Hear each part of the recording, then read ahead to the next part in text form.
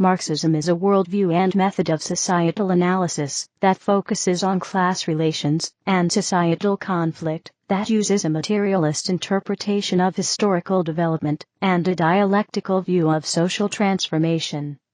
Marxist methodology uses economic and socio-political inquiry and applies that to the analysis and critique of the development of capitalism and the role of class struggle in systemic economic change.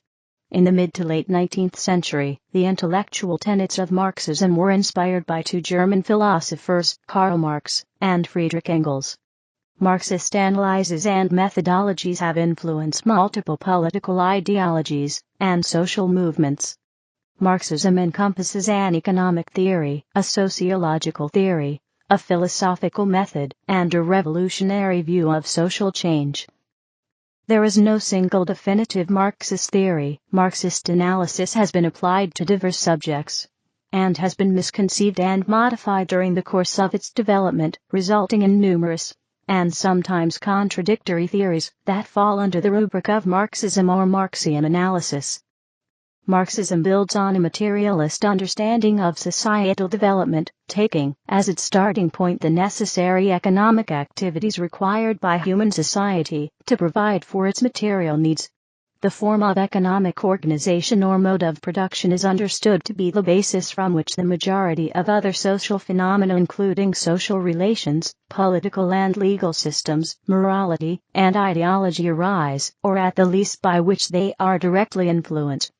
These social relations form the superstructure, for which the economic system forms the base.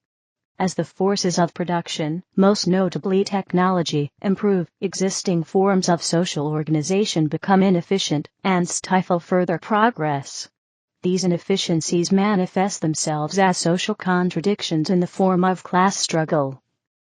According to Marxist analysis, class conflict within capitalism arises due to intensifying contradictions between highly productive mechanized and socialized production performed by the proletariat and private ownership and private appropriation of the surplus product in the form of surplus value, profit, by a small minority of private owners called the bourgeoisie.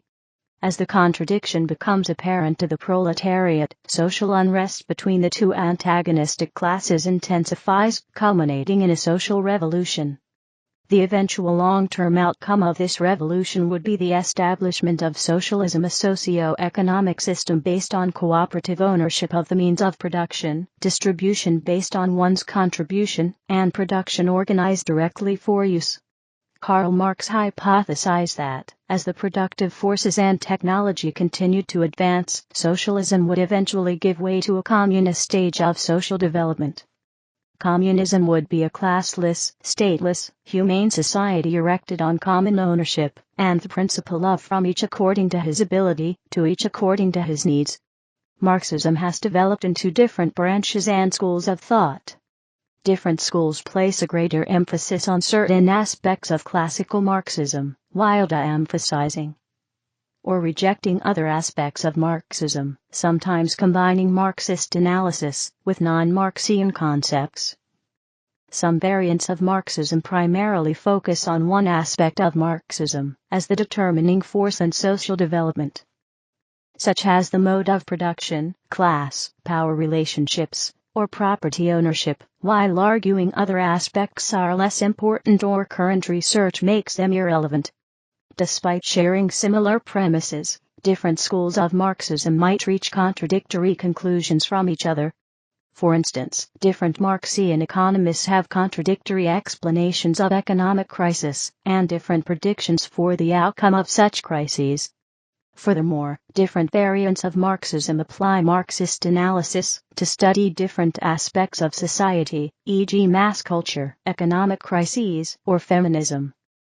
These theoretical differences have led various socialist and communist parties and political movements to embrace different political strategies for attaining socialism and advocate different programs and policies from each other. One example of this is the division between revolutionary socialists and reformists that emerged in the German Social Democratic Party, SPD, during the early 20th century. Marxist understandings of history and of society have been adopted by academics in the disciplines of archaeology and anthropology, media studies, political science, theater, history, sociology, art history, and art theory, cultural studies, education, economics, geography, literary criticism, aesthetics, critical psychology, and philosophy. Karl Marx. The Marxian analysis begins with an analysis of material conditions, taking at its starting point the necessary economic activities required by human society to provide for its material needs. The form of economic organization, or mode of production, is understood to be the basis from which the majority of other social phenomena including social relations, political and legal systems, morality, and ideology arise, or at the least by which they are directly influenced. These social relations base the economic system, and the economic system forms the superstructure. As the forces of production, most notably technology, improve, existing forms of social organization become inefficient, and stifle further progress. As Karl Marx observed, at a certain stage of development, the material productive forces of society come into conflict with the existing relations of production, or this merely expresses the same thing in legal terms with the property relations within the framework of which they have operated hitherto. From forms of development of the productive forces these relations turn into their fetters. Then begins an era of social revolution. These inefficiencies manifest themselves as social contradictions in society in the form of class struggle. Under the capitalist mode of production, this struggle materializes between the minority, the bourgeoisie, who own the means of production, and the vast majority of the population, the proletariat, who produce goods and services. Taking the idea that social change occurs because of the struggle between different classes within society, who are under contradiction against each other, leads the Marxist analysis to the conclusion that capitalism exploits and oppresses the proletariat, which leads to a proletarian revolution. Capitalism, according to Marxist theory, can no longer sustain the living standards of the population due to its need to compensate for falling rates of profit by driving down wages, cutting social benefits, and pursuing military aggression. The socialist system would succeed capitalism as humanity's mode of production through workers' revolution. According to Marxism, especially arising from crisis theory, socialism is a historical necessity, but not an inevitability. In a socialist society, private property and the means of production would be superseded by cooperative ownership.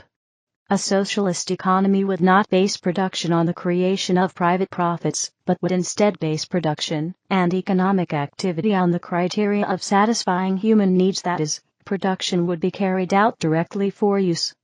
As Engels observed, then the capitalist mode of appropriation, in which the product enslaves first the producer and then appropriator, is replaced by the mode of appropriation of the product, that is based upon the nature of the modern means of production, upon the one hand, direct social appropriation, as means to the maintenance and extension of production, on the other, direct individual appropriation, as means of subsistence and of enjoyment. Concepts. Historical materialism. The discovery of the materialist conception of history, or rather, the consistent continuation and extension of materialism into the domain of social phenomenon, removed two chief defects of earlier historical theories. In the first place, they at best examined only the ideological motives of the historical activity of human beings, without grasping the objective laws governing the development of the system of social relations. In the second place, the earlier theories did not cover the activities of the masses of the population, whereas historical materialism made it possible for the first time to study with the accuracy of the natural sciences the social conditions of the life of the masses, and the changes in these conditions.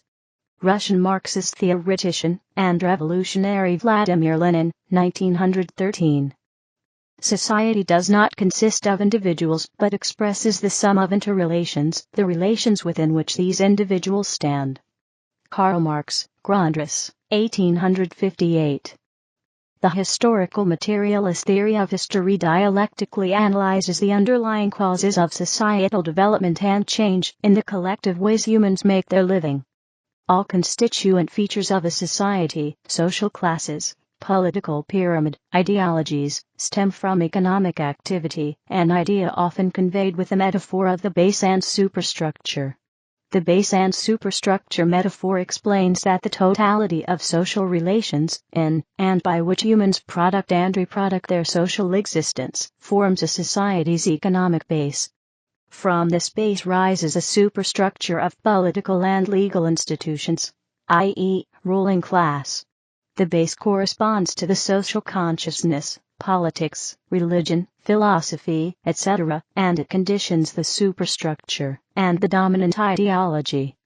A conflict between the development of material productive forces and the relations of production provokes social revolutions. Thus, the resultant changes to the economic base will lead to the transformation of the superstructure. This relationship is reflexive. At first the base gives rise to the superstructure, and remains the foundation of a form of social organization.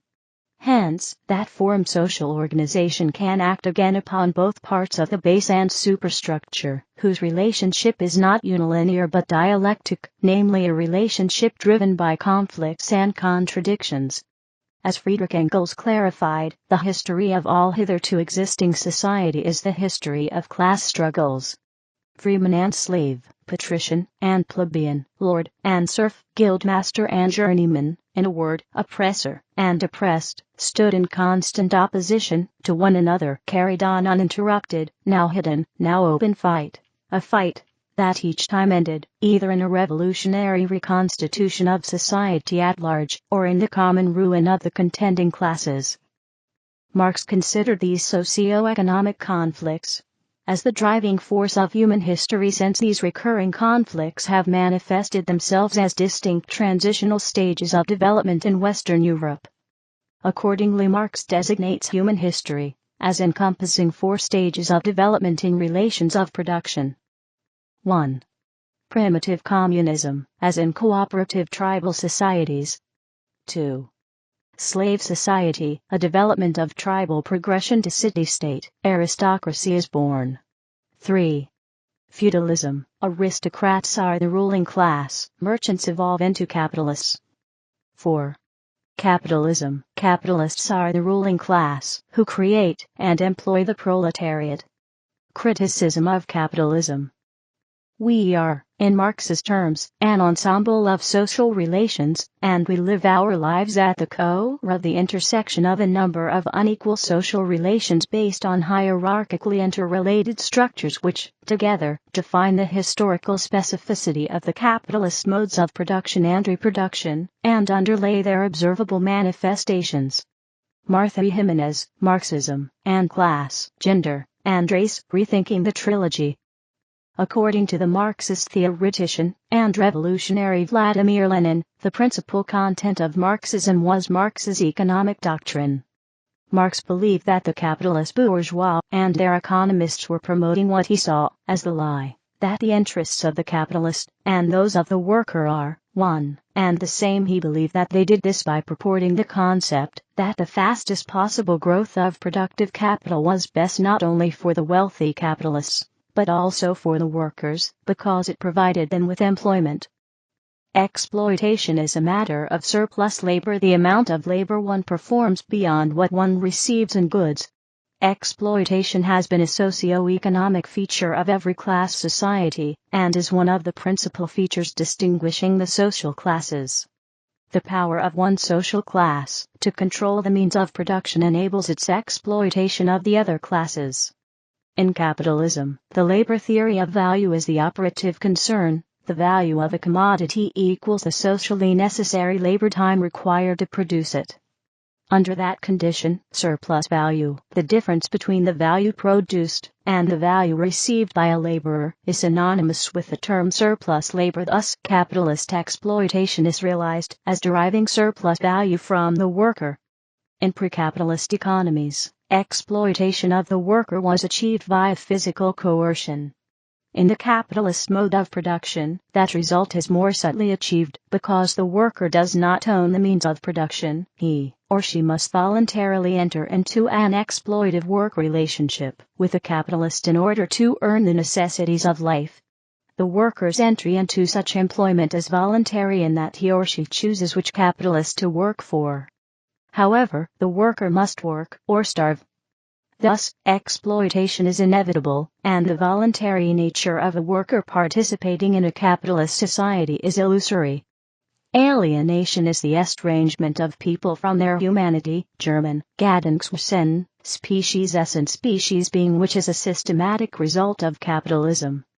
Under capitalism, the fruits of production belong to the employers, who expropriate the surplus created by others, and so generate alienated laborers. In Marx's view, alienation is an objective characterization of the worker's situation in capitalism. His or her self-awareness of this condition is not prerequisite. Social classes. The identity of a social class derives from its relationship to the means of production. Marx describes the social classes in capitalist societies. Proletariat, those individuals who has nothing to offer but their labor power, because in the capitalist mode of production, they do not own the means of production. As Andrei Platonov expressed, the working class is my home country, and my future is linked with the proletariat. The capitalist mode of production establishes the conditions enabling the bourgeoisie to exploit the proletariat, because the worker's labor generates a surplus value greater than the worker's wages. Bourgeoisie, those who own the means of production, and buy labor power, from the proletariat, thus exploiting the proletariat, they subdivide as bourgeoisie, and the petty bourgeoisie. Petty bourgeoisie are those who work, and can afford to buy a little labor power, i.e. small business owners, peasant landlords, trade workers, et al. Marxism predicts that the continual reinvention of the means of production eventually would destroy the petty bourgeoisie, degrading them from the middle class to the proletariat. Lumpenproletariat, the outcasts of society such as criminals, vagabonds, beggars, prostitutes, et al., who have no stake in the economy, and no mind of their own, and so are decoyed by every bidder. Landlords, an historically important social class who retain some wealth and power. Peasantry and farmers, a scattered class incapable of organizing and effecting socio-economic change, most of whom would enter the proletariat, and some become landlords. Class consciousness denotes the awareness of itself and the social world that a social class possesses, and its capacity to rationally act in their best interests. Hence, class consciousness is required before they can effect a successful revolution. Without defining ideology, Marx used the term to denote the production of images of social reality. According to Engels, ideology is a process accomplished by the so-called thinker consciously, it is true, but with a false consciousness. The real motive forces impelling him remain unknown to him, otherwise it simply would not be an ideological process. Hence he imagines false or seeming motive forces. Because the ruling class controls the society's means of production, the superstructure of society, the ruling social ideas are determined by the best interests of the said ruling class. In the German ideology, the ideas of the ruling class are in every epoch the ruling ideas, i.e., the class which is the ruling material force of society, is, at the same time, its ruling intellectual force. The term political economy originally denoted the study of the conditions under which economic production was organized in the capitalist system. In Marxism, political economy studies the means of production, specifically of capital, and how that manifests as economic activity. Marxism taught me what society was. I was like a blindfolded man in a forest who doesn't even know where north or south is. If you don't eventually come to truly understand the history of the class struggle, or at least have a clear idea that society is divided between the rich and the poor, and that some people subjugate and exploit other people, you're lost in a forest, not knowing anything. Cuban revolutionary and Marxist-Leninist politician Fidel Castro, on Discovering Marxism, 2009. Revolution, Socialism, and Communism. Marxists believe that the transition from capitalism to socialism is an inevitable part of the development of human society. As Lenin stated, it is evident that Marx deduces the inevitability of the transformation of capitalist society into a socialist society wholly and exclusively from the economic law of motion of contemporary society.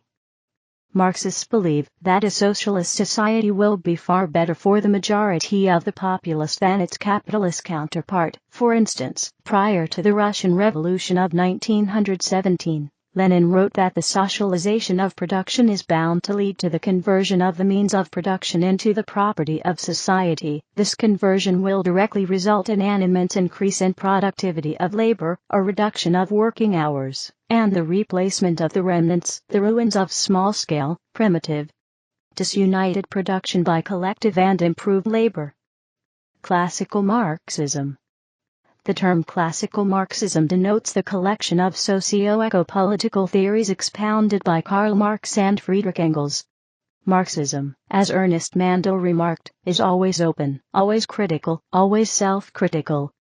As such, classical Marxism distinguishes between Marxism as broadly perceived and what Marx believed. Thus, in 1883, Marx wrote to the French labor leader Jules Guesde and to Paul Laforgue, Marx's son-in-law, both of whom claimed to represent Marx's principles, accusing them of revolutionary phrase-mongering and of denying the value of reformist struggle. From Marx's letter derives the paraphrase, "If that is Marxism, then I am not a Marxist."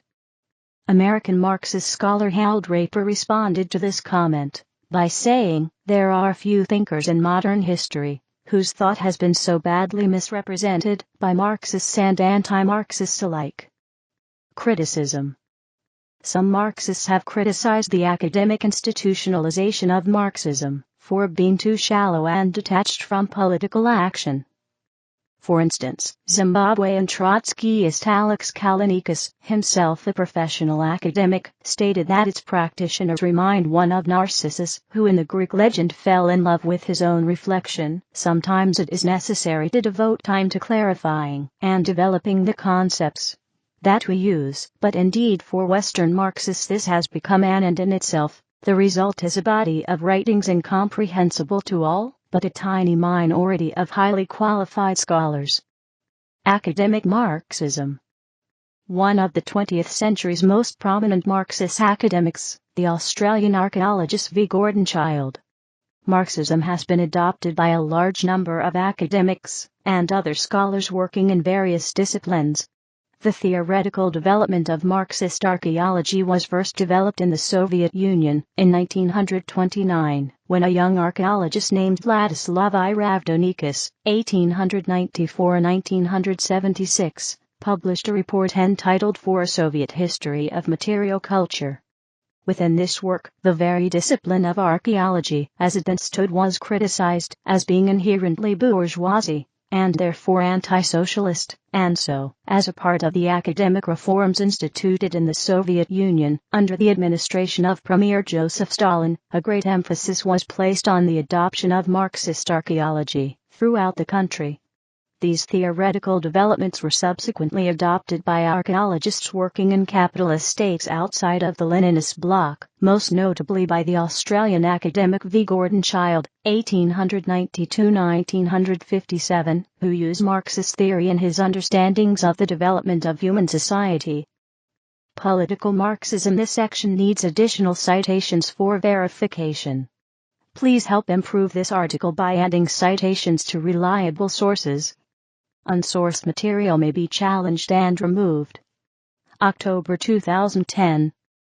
Main article, Political Marxism. Since the late 19th century, Marxist-inspired socialist parties have been internally divided between proponents of orthodox Marxism and proponents of revisionist Marxism, and between the respective revolutionary and reformist branches. Revolutionary Bolshevik leader Vladimir Lenin said that the supersession of the bourgeois state by the proletarian state is impossible without violent revolution. Reformist and democratic socialist political theorist Michael Harrington claims that, in their later life, Engels and Marx had advocated the development of socialism through parliamentary means wherever possible. Since Marx's death in 1883, various groups around the world have appealed to Marxism as the theoretical basis for their politics and policies, which have often proved to be dramatically different and conflicting. Citation needed. One of the first major political splits occurred between the advocates of reformism, who argued that the transition to socialism could occur within existing bourgeois parliamentarian frameworks, and communists, who argued that the transition to a socialist society required a revolution and the dissolution of the capitalist state. The reformist tendency, later known as social democracy, came to be dominant in most of the parties affiliated to the Second International, and these parties supported their own governments in the First World War. Citation needed. This issue caused the communists to break away, forming their own parties which became members of the Third International. Citation needed. The following countries had governments at some point in the 20th century who at least nominally adhered to Marxism: Albania, Afghanistan, Angola, Benin, Bulgaria, Chile, China, Republic of Congo, Cuba, Czechoslovakia, East Germany, Ethiopia, Grenada, Hungary, Laos, Moldova, Mongolia, Mozambique, Nepal, Nicaragua, North Korea, Poland, Romania, Russia, the USSR and its republics, South Yemen, Yugoslavia, Venezuela, and Vietnam. In addition, out of 28 Indian states, 3 state VIC, Kerala, Tripura, and West Bengal have had Marxist governments, but change occurred through electoral processes.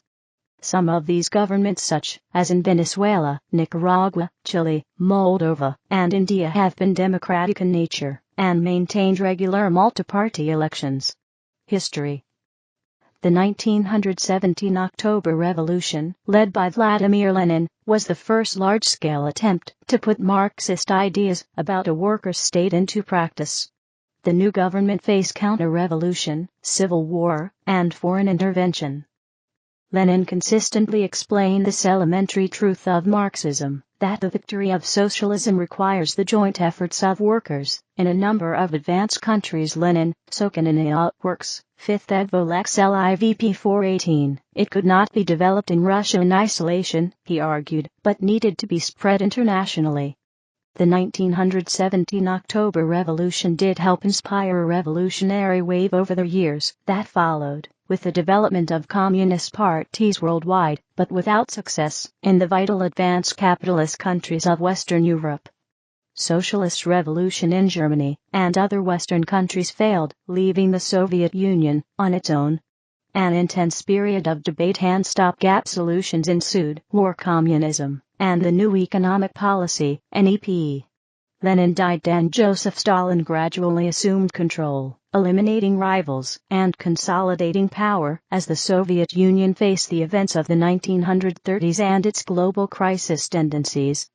Amidst the geopolitical threats which defined the period, and included the probability of invasion, he instituted a ruthless program of industrialization which, while successful, was executed at great cost and human suffering, along with long-term environmental devastation. Modern followers of Leon Trotsky maintain that, as predicted by Lenin, Trotsky, and others already in the 1920s, Stalin's socialism in one country was unable to maintain itself, and according to some Marxist critics, the USSR ceased to show the characteristics of a socialist state long before its formal dissolution. In the 1920s, the economic calculation debate between Austrian economists and Marxist economists took place. The Austrians claimed that Marxism is flawed because prices could not be set to recognize opportunity costs of factors of production, and so socialism could not make rational decisions. The Kuomintang Party, a Chinese nationalist revolutionary party, had Marxist members who opposed the Chinese Communist Party. They viewed the Chinese Revolution in different terms than the communists, claiming that China had already passed its feudal stage and was in a stagnation period rather than in another mode of production. These Marxists in the Kuomintang opposed the Chinese Communist Party ideology. Following World War II, Marxist ideology, often with Soviet military backing, spawned a rise in revolutionary communist parties all over the world. Some of these parties were eventually able to gain power and establish their own version of a Marxist state. Such nations included the People's Republic of China, Vietnam, Romania, East Germany, Albania, Cambodia, Ethiopia, South Yemen, Yugoslavia, Cuba, and others. In some cases, these nations did not get along. Rifts occurred between the Soviet Union and China, as well as Soviet Union and Yugoslavia, in 1948, whose leaders disagreed on certain elements of Marxism and how it should be implemented into society. Many of these self-proclaimed Marxist nations, often styled people's republics, eventually became authoritarian states with stagnating economies. This caused some debate about whether Marxism was doomed in practice, or these nations were in fact not led by true Marxists. Critics of Marxism speculated that perhaps Marxist ideology itself was to blame for the nation's various problems. Followers of the currents within Marxism which opposed Stalin, principally cohered around Leon Trotsky, tended to locate the failure at the level of the failure of world revolution. For communism to have succeeded, they argue, it needed to encompass all the international trading relationships that capitalism had previously developed. The Chinese experience seems to be unique. Rather than falling under a single-family self-serving and dynastic interpretation of Marxism, as happened in North Korea and before 1989 in Eastern Europe, the Chinese government, after the end of the struggles over Mao Zedong's legacy in 1980 and the ascent of Deng Xiaoping, seems to have solved the succession crises citation needed that have plagued self-proclaimed Leninist governments since the death of Lenin himself.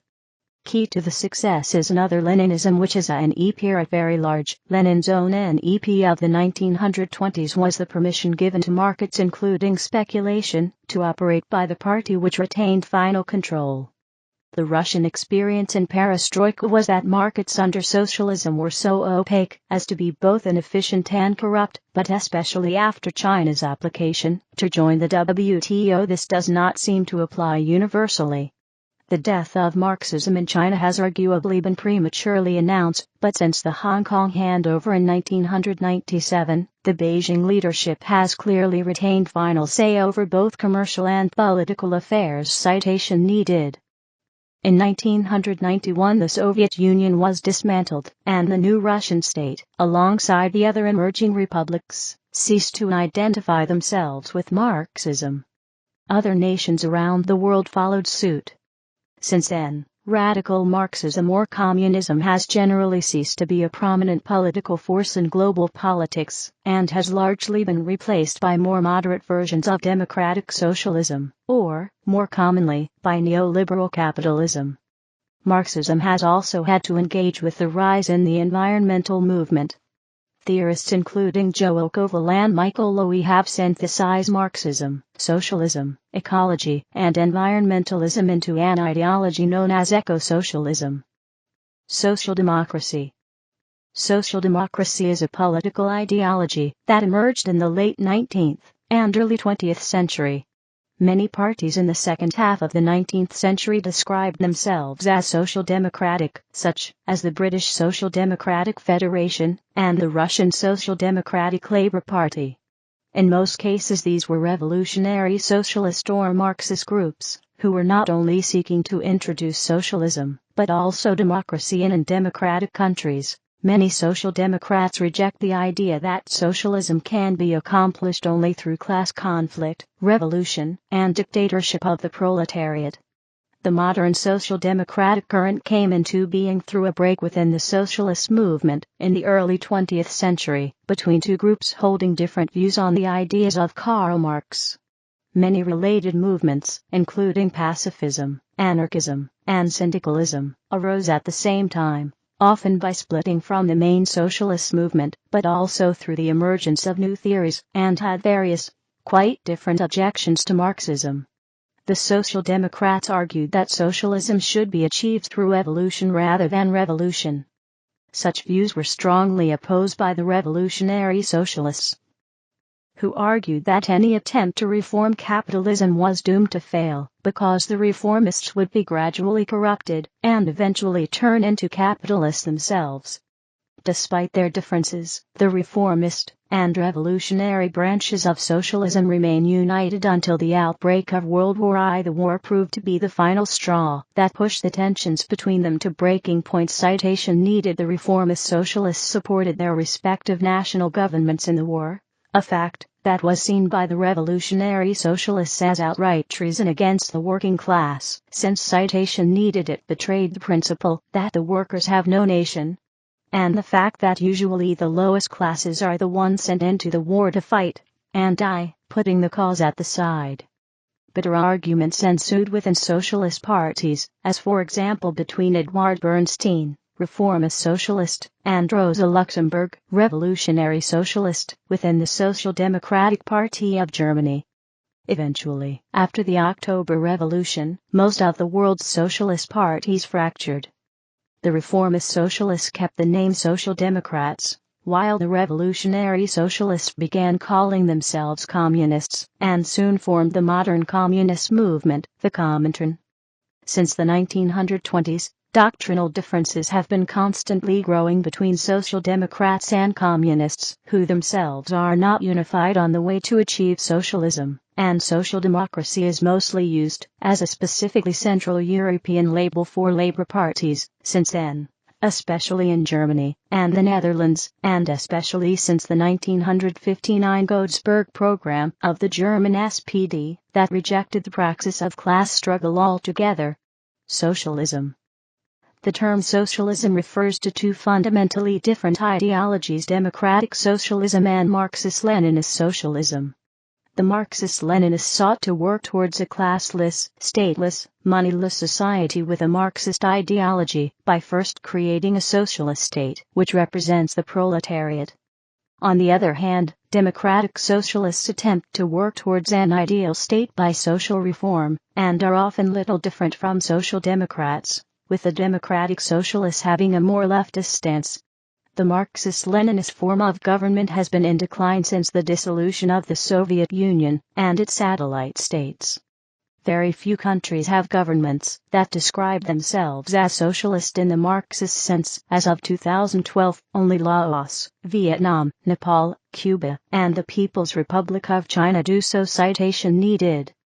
On the contrary, electoral parties that describe themselves as socialist or democratic socialist are on the rise, joined together by international organizations such as the Socialist International and the Fourth International. Parties described as socialist are currently dominant in the democracies of the developing world, and serve as the ruling party or the main opposition party in most European democracies. Eco-socialism and green politics, with a strong leftist tinge, are on the rise in European democracies. The characterization of a party or government often has little to do with its actual economical and social platform. The government of People's Republic of China, which describes itself as socialist, allows a large private sector to flourish and is socially conservative compared to most Western democracies.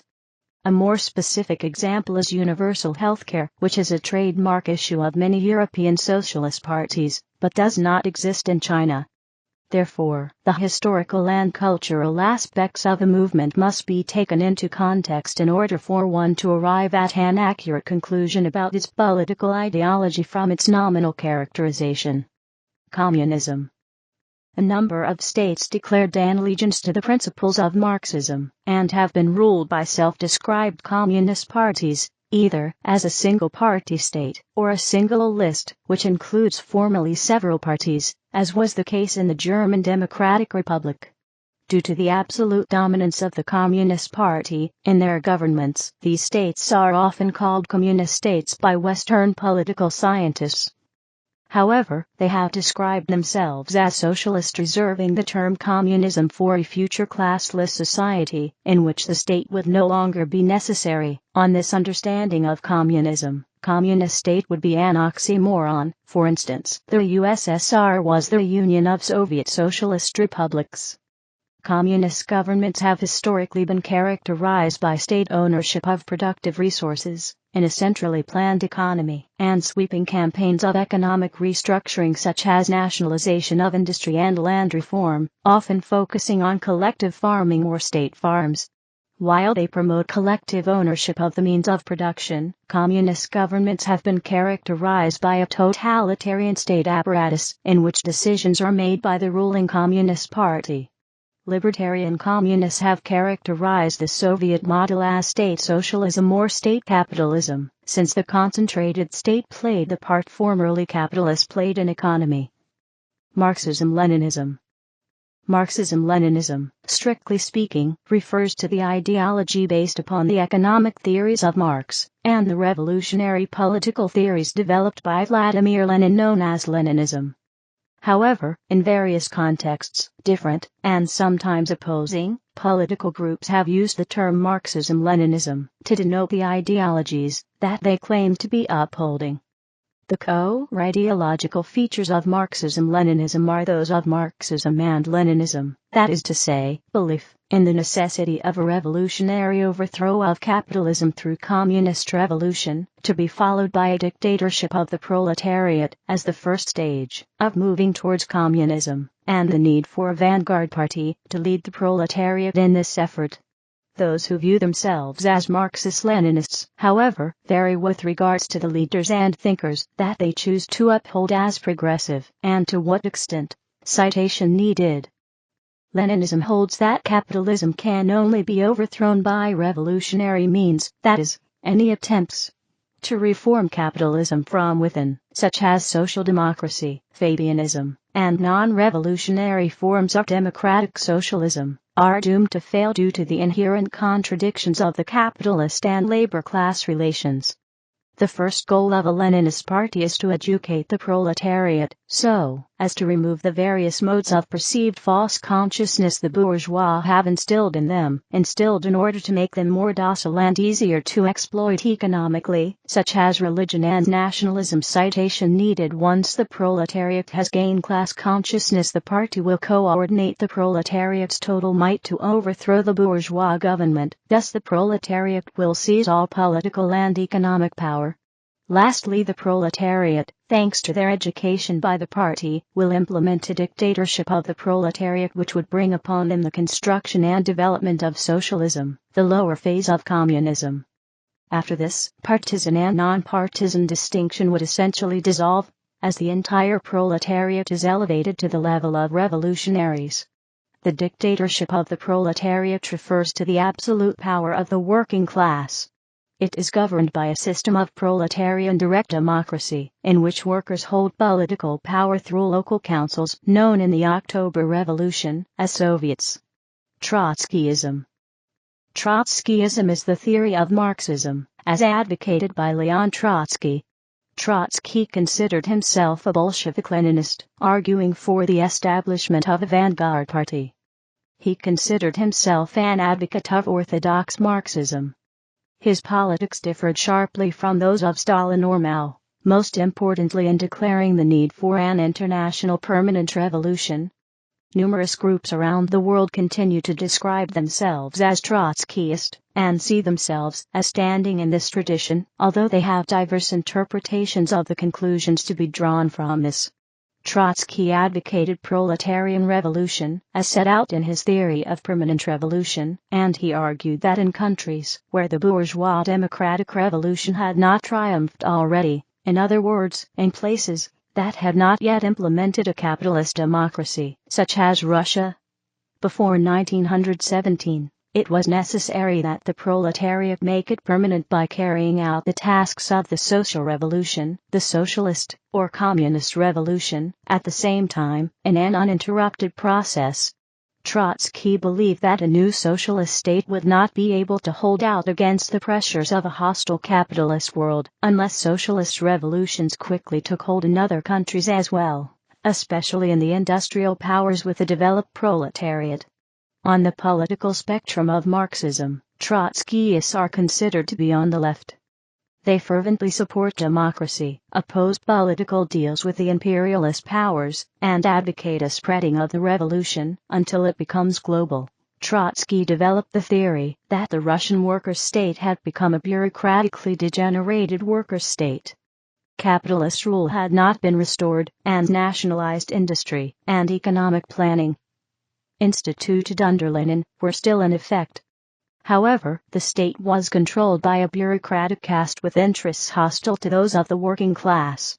Trotsky defended the Soviet Union against attack from imperialist powers and against internal counter-revolution, but called for a political revolution within the USSR to restore socialist democracy. He argued that if the working class did not take power away from the Stalinist bureaucracy, the bureaucracy would restore capitalism in order to enrich itself. In the view of many Trotskyists, this is exactly what has happened since the beginning of glasnost and perestroika in the USSR. Some who argue that the adoption of market socialism by the People's Republic of China has also led to capitalist counter-revolution citation needed. Most modern Trotskyist organizations are organized internationally, such as the International Marxist Tendency, International Socialist Tendency, and the Committee for a Workers' International. They are mostly or rather small groupings. Chinese Communism. Maoism or Mao Zedong thought, simplified Chinese, traditional Chinese, Pinyin, Mao Zedong, is a variant of Marxism-Leninism derived from the teachings of the Chinese Communist leader Mao Zedong, Wade Giles transliteration, Mao Zedong. The term Mao Zedong thought has always been the preferred term by the Communist Party of China, and the word Maoism has never been used in its English-language publications, except pejoratively. Likewise, Maoist groups which outside China have usually called themselves Marxist-Leninist rather than Maoist, a reflection of Mao's view that he did not change, but only developed, Marxism-Leninism. However, some Maoist groups believing Mao's theories to have been sufficiently substantial additions to the basics of the Marxist canon call themselves Marxist-Leninist Maoist MLM, or simply Maoist. In the People's Republic of China, Mao Zedong thought is part of the official doctrine of the Communist Party of China, but since the 1978 beginning of Deng Xiaoping's market economy-oriented reforms, the concept of socialism with Chinese characteristics has come to the forefront of Chinese politics. Chinese economic reform has taken hold, and the official definition and role of Mao's original ideology in the PRC has been radically altered and reduced. See History of China. Unlike the earlier forms of Marxism-Leninism, in which the urban proletariat was seen as the main source of revolution, and the countryside was largely ignored, Mao believed that peasantry could be the main force behind a revolution led by the proletariat and a vanguard Communist Party.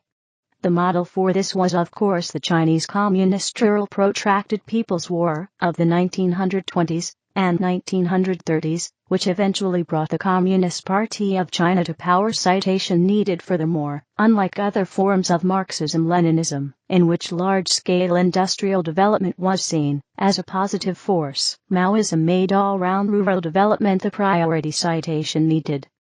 Mao felt that this strategy made sense during the early stages of socialism, in a country in which most of the people were peasants. Unlike most other political ideologies, including other socialist and Marxist ones, Maoism contains an integral military doctrine, and explicitly connects its political ideology with military strategy. In Maoist thought, political power grows from the barrel of the gun, a famous quote by Mao, and the peasantry can be mobilized to undertake a people's war of armed struggle involving guerrilla warfare in 3 stages. Socialism with Chinese characteristics. Socialism with Chinese characteristics, simplified Chinese, traditional Chinese, Pinyin, Zhenguadishahuashe, literally the modern form of Chinese Marxism, is the official ideology of the CPC based upon scientific socialism.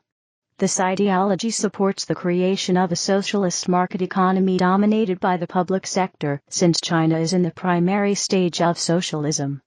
The Chinese government maintains that it has not abandoned Marxism, but has developed many of the terms and concepts of Marxist theory to accommodate reality. The CPC argues that socialism is compatible with these economic policies. In current Chinese communist thinking, China is in the primary stage of socialism, a view which explains the Chinese government's flexible economic policies to develop into an industrialized nation. This section has been nominated to be checked for its neutrality.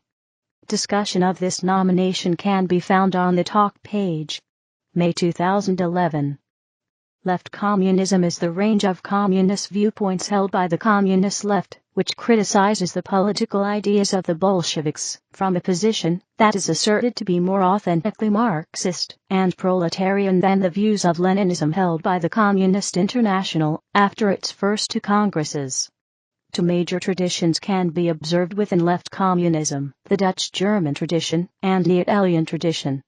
The political positions those traditions have in common are a shared opposition to what is termed frontism, nationalism, all kinds of national liberation movements and parliamentarism, and there is an underlying commonality at a level of abstract theory. Crucially, left communist groups from both traditions tend to identify elements of commonality in each other vague. The historical origins of left communism can be traced to the period before the First World War, but it only came into focus after 1918. All according to whom left communists were supportive of the October Revolution in Russia. Citation needed, but retained a critical view of its development.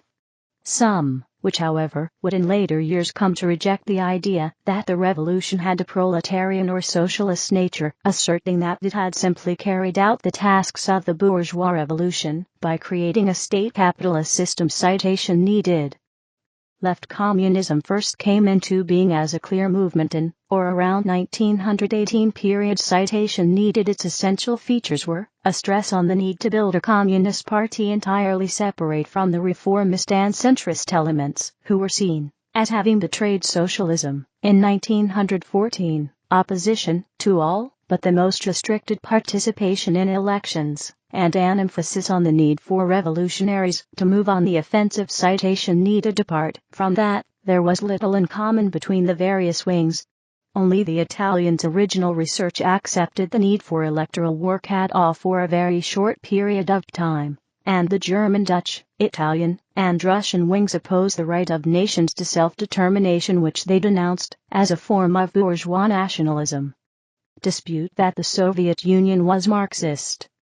Marx defined communism as a classless, egalitarian and stateless society. To Marx, the notion of a communist state would have seemed an oxymoron, as he defined communism as the phase reached when class society and the state had already been abolished. Once the lower stage towards communism, commonly referred to as socialism, had been established, society would develop new social relations over the course of several generations, reaching what Marx called the higher phase of communism, when not only bourgeois relations but all class social relations had been abandoned. Such a development has yet to occur in any historical self-claimed socialist state. Even within the Stalinist state at its height, there were repressed expressions of Marxist orthodoxy, revealed after the fall of the USSR, arguing that it had developed new class structures. Those who are in government, and therefore have power, sometimes referred to as the political class, and those who are not in government, and do not have power, the working class. This is taken to be a different form of capitalism, in which the government, as owner of the means of production, takes on the role formerly played by the capitalist class. This arrangement is referred to as state capitalism. These statist regimes have generally followed a planned economy model, without making a transition to this hypothetical final stage. Some academics such as Noam Chomsky dispute the claim that the political movements in the former Soviet Union were Marxist. Communist governments have historically been characterized by state ownership of productive resources, in a planned economy, and sweeping campaigns of economic restructuring such as nationalization of industry and land reform, often focusing on collective farming or state farms. While they promote collective ownership of the means of production, communist governments have been characterized by a strong state apparatus, in which decisions are made by the ruling Communist Party. Dissident communists have characterized the Soviet model as state socialism or state capitalism. Variants. Marxists can interpret the manifesto differently, and therefore all variants cannot be covered in this article. Marxism-Leninism.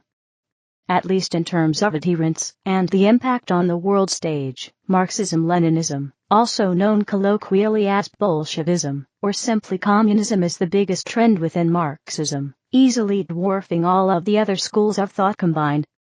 Marxism-Leninism is a term originally coined by the CPSU in order to denote the ideology that Vladimir Lenin had built upon the thought of Karl Marx.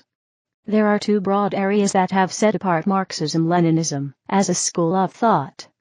First, Lenin's followers generally view his additions to the body of Marxism as the practical corollary to Marx's original theoretical contributions of the 19th century, insofar as they apply under the conditions of advanced capitalism that they found themselves working in. Lenin called this time frame the era of imperialism.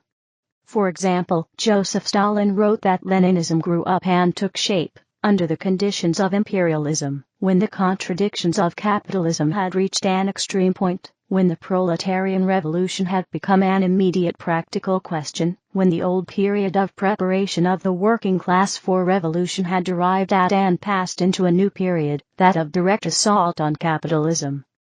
The most important consequence of a Leninist-style theory of imperialism is the strategic need for workers in the industrialized countries to block or ally with the oppressed nations contained within their respective countries' colonies abroad in order to overthrow capitalism.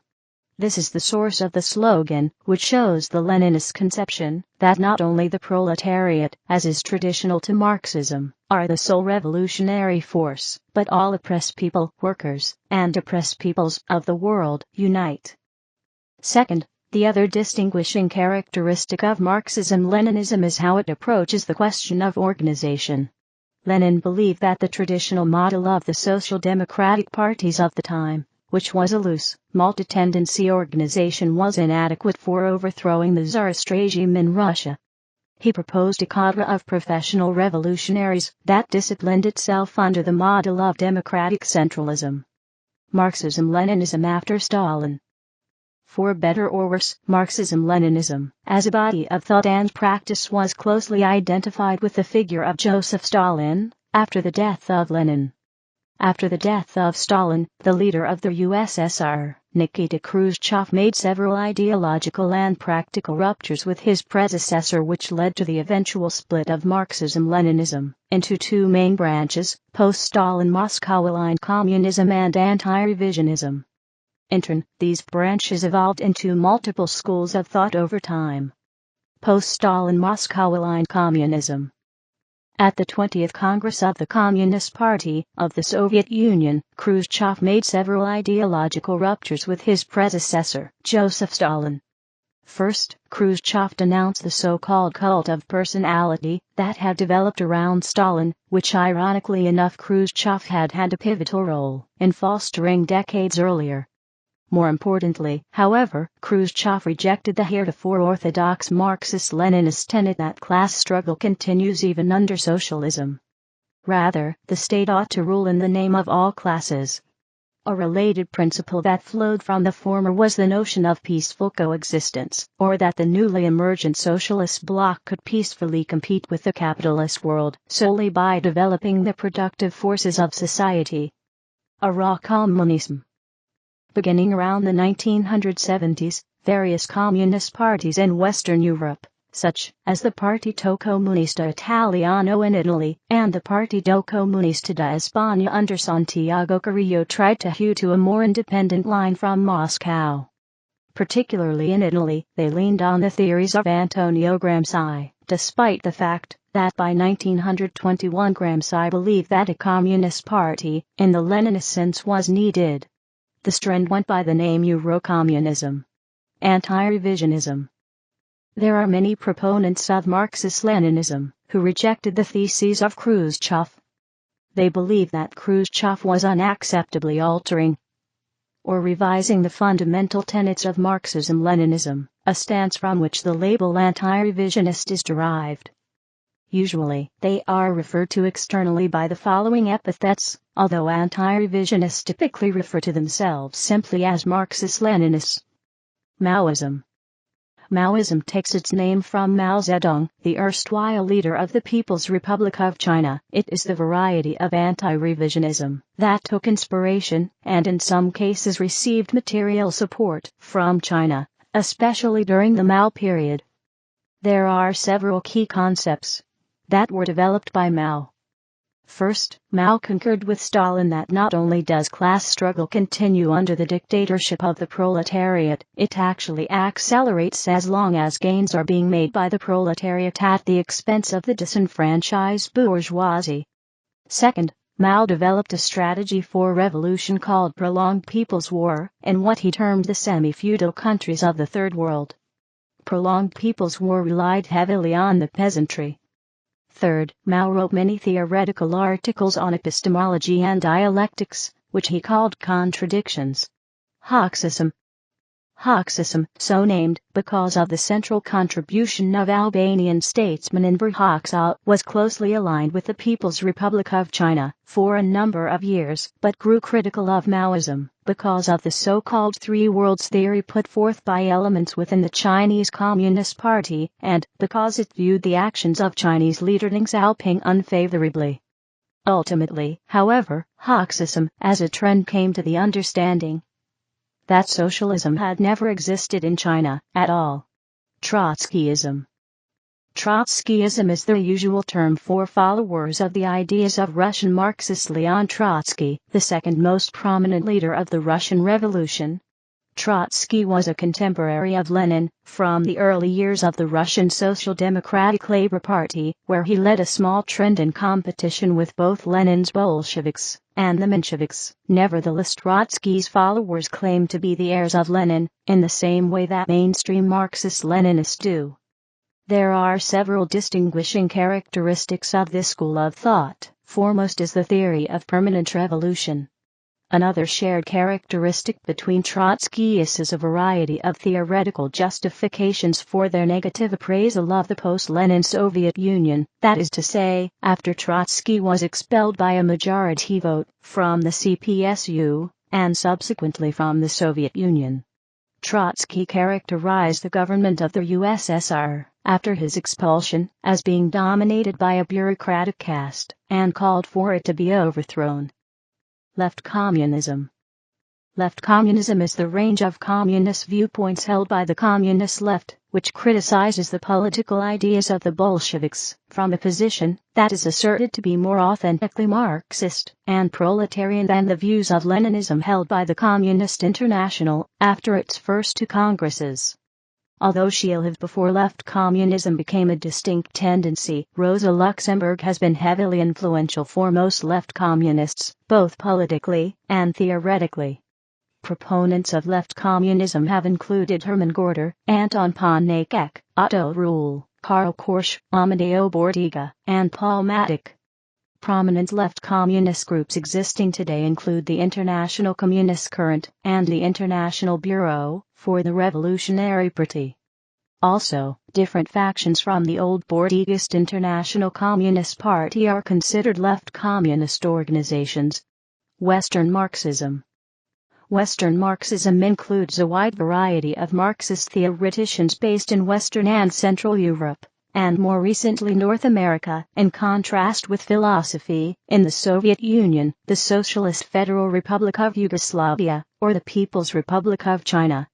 Structural Marxism is an approach to Marxism based on structuralism, primarily associated with the work of the French theorist Louis Althusser and his students in Althusser's theory. The structural order of the capitalist mode of production is distinct both from the actual relations involved in its relations, and from the ideological forms in which those relations are understood. Structural Marxism was influential in France during the late 1960s and 1970s, and also came to influence philosophers, political theorists, and sociologists outside of France during the 1970s. Autonomist Marxism Autonomism is a term applied to a variety of social movements around the world, which emphasizes the ability to organize in autonomous and horizontal networks, as opposed to hierarchical structures such as unions or parties. Autonomist Marxists, including Harry Cleaver, broaden the definition of the working class to include salaried and unpaid labor, such as skilled professions and housework. It focuses on the working class in advanced capitalist states as the primary force of change in the construct of capital. Modern autonomous theorists such as Antonio Negri and Michael Hart argue that network power constructs are the most effective methods of organization against the neoliberal regime of accumulation, and predict a massive shift in the dynamics of capital into a 21st century empire. Marxist humanism. Marxist humanism is a branch of Marxism that primarily focuses on Marx's earlier writings, especially the economic and philosophical manuscripts of 1844, in which Marx develops his theory of alienation, as opposed to his later works, which are considered to be concerned more with his structural conception of capitalist society. It was opposed by Louis Althusser's anti-humanism, who qualified it as a revisionist movement.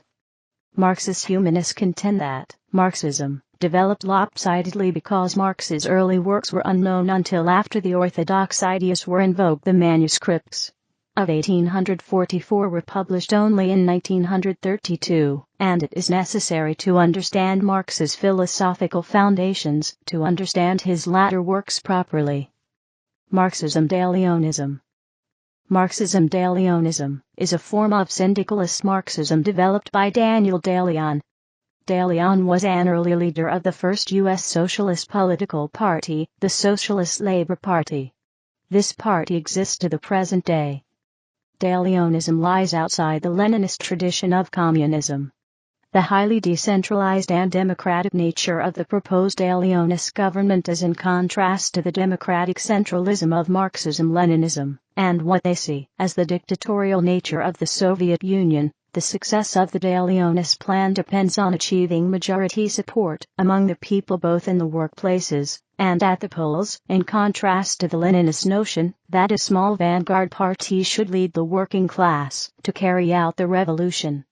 Daniel De Leon and other De Leonist writers have issued frequent polemics against democratic socialist movements, especially the Socialist Party of America, and consider them to be reformist or bourgeois socialist. De Leonists have traditionally refrained from any activity or alliances viewed by them as trying to reform capitalism, though the Socialist Labor Party in De Leon's time was active during strikes, and such as social justice movements. Citation needed. Marxist feminism. Marxist feminism is a subtype of feminist theory which focuses on the dismantling of capitalism as a way to liberate women. Marxist feminism states that private property, which gives rise to economic inequality, dependence, political confusion, and ultimately unhealthy social relations between men and women, is the root of women's oppression. According to Marxist theory, in capitalist societies the individual is shaped by class relations, that is, people's capacities, needs, and interests are seen to be determined by the mode of production that characterizes the society they inhabit. Marxist feminists see gender inequality as determined ultimately by the capitalist mode of production. Gender oppression is class oppression, and women's subordination is seen as a form of class oppression which is maintained, like racism, because it serves the interests of capital and the ruling class.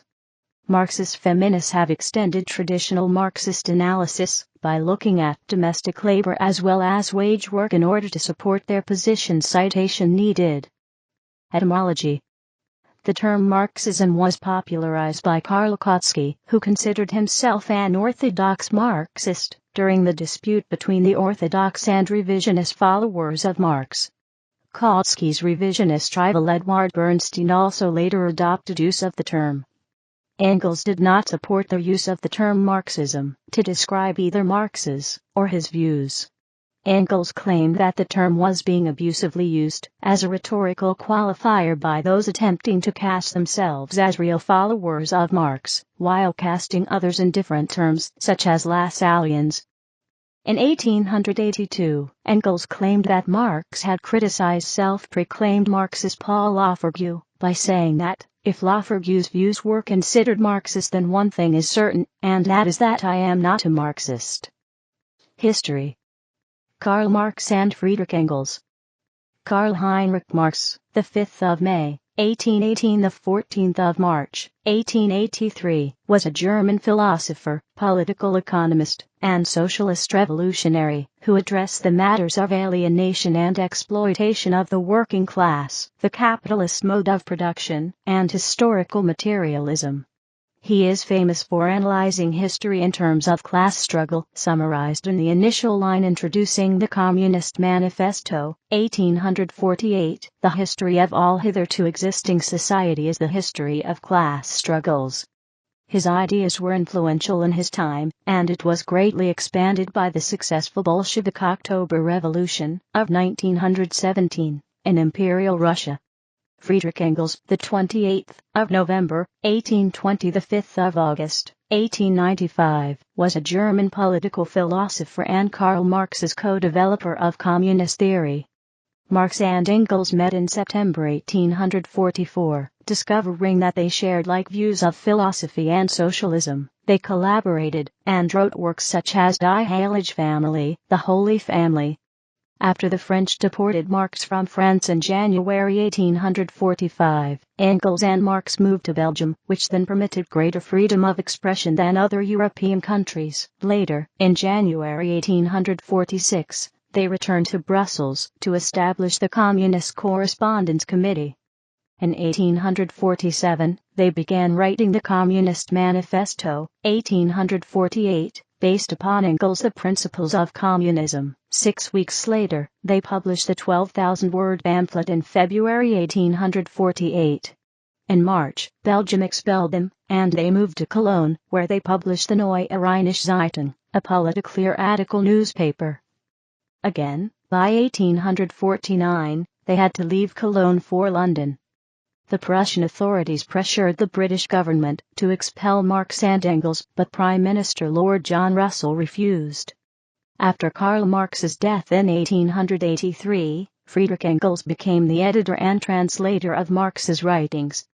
With his Origins of the Family, Private Property, and the State, 1884, analyzing monogamous marriage as guaranteeing male social domination of women, a concept analogous in communist theory to the capitalist class's economic domination of the working class. Engels made intellectually significant contributions to feminist theory and Marxist feminism.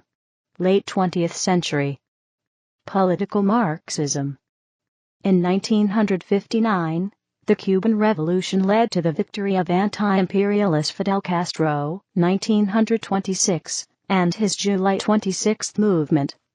Although the revolution had not been explicitly socialist, upon victory Castro ascended to the position of prime minister and eventually adopted the Leninist model of socialist development, forging an alliance with the Soviet Union.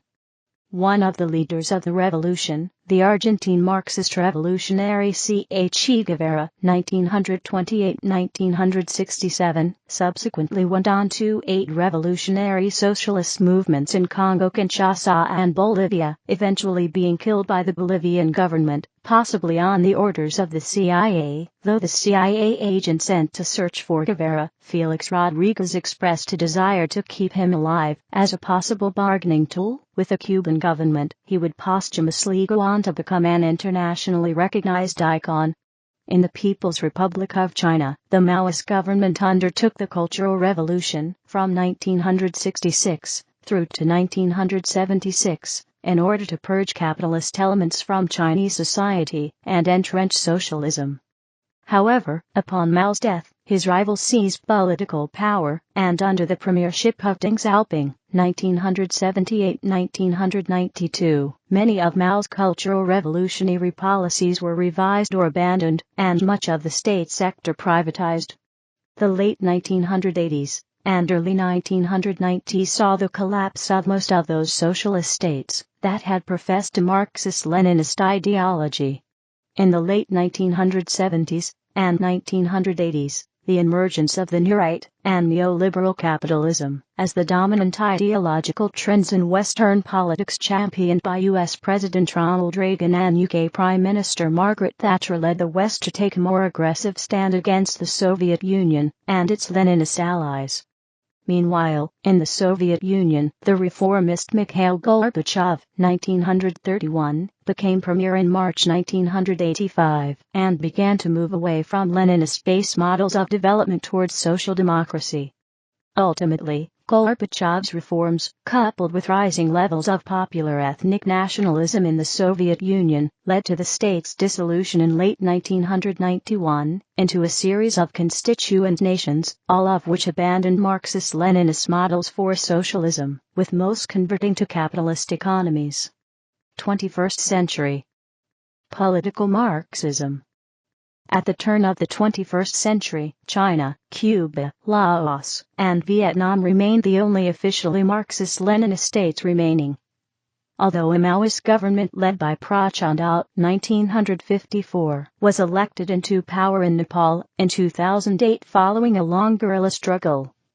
The early 21st century also saw the election of socialist and anti-imperialist governments in several Latin American nations, in what has come to be known as the Pink Tide.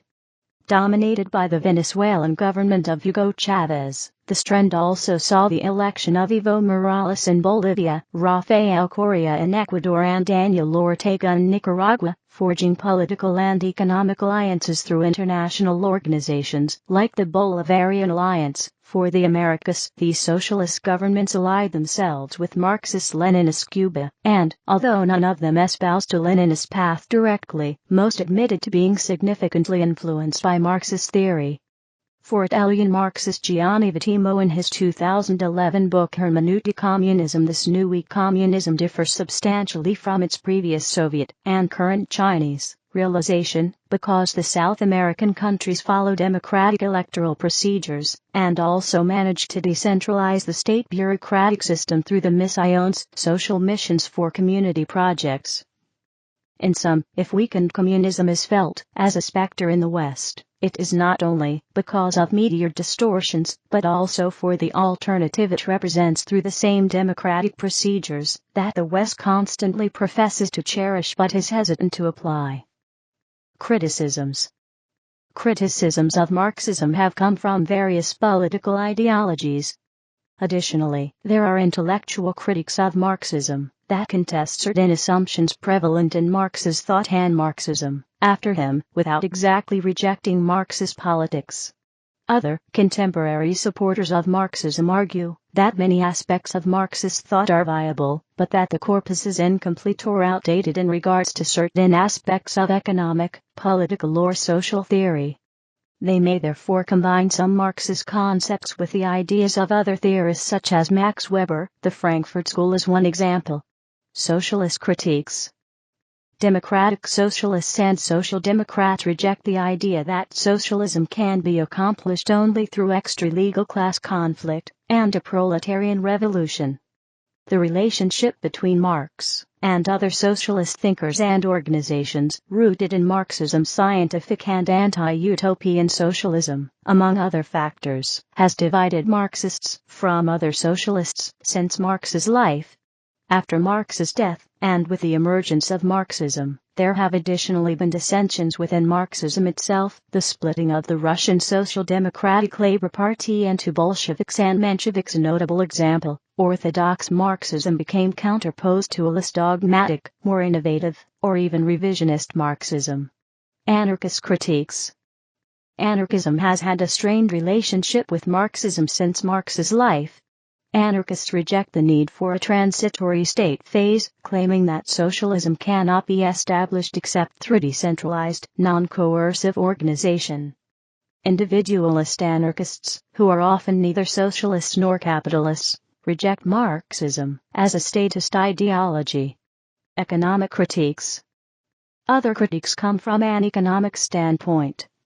Economists such as Friedrich Hayek have criticized Marxism for allocating resources inefficiently. V. K. Dmitriev, writing in 1898, Ladislaus von Bortkiewicz, writing in 1906-07. And subsequent critics have alleged that Marx's value theory and law of the tendency of the rate of profit to fall are internally inconsistent. In other words, the critics allege that Marx drew conclusions that actually do not follow from his theoretical premises. Once these alleged errors are corrected, his conclusion that aggregate price and profit are determined by and equal to aggregate value and surplus value no longer holds true. This result calls into question his theory that the exploitation of workers is the sole source of profit. Both Marxism and socialism have received considerable critical analysis from multiple generations of Austrian economists in terms of scientific methodology, economic theory, and political implications. During the Marginal Revolution, subjective value theory was rediscovered by Karl Menger, a development which undermined the British cost theories of value fundamentally. The restoration of subjectivism and praxeological methodology previously employed by classical economics scientists including Richard Cantillon and Robert Jacques Turgot, Jean-Baptiste Say, and Frederick Bastiat led Menger to criticize historicist methodology in general. Second-generation Austrian economist Eugen Bohm von Bawerk employed praxeological and subjectivist methodology attacking the law of value fundamentally. Non-Marxist economists have regarded his criticism as definitive, with Gottfried Haberler arguing that Bohm-Bawerk's critique of Marx's economics was so thorough and devastating that as of the 1960s no Marxian scholar had conclusively refuted it. Third-generation Austrian Ludwig von Mises sparked the economic calculation debate by identifying that without price signals in capital goods all other aspects of the market economy are irrational. This led him to declare that rational economic activity is impossible in a socialist commonwealth.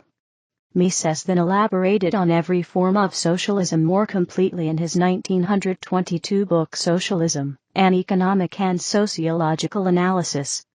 Contemporary Austrian critics include Maria Rothbard, David Gordon, Yuri Maltsev, Gary North, and Joseph Salerno.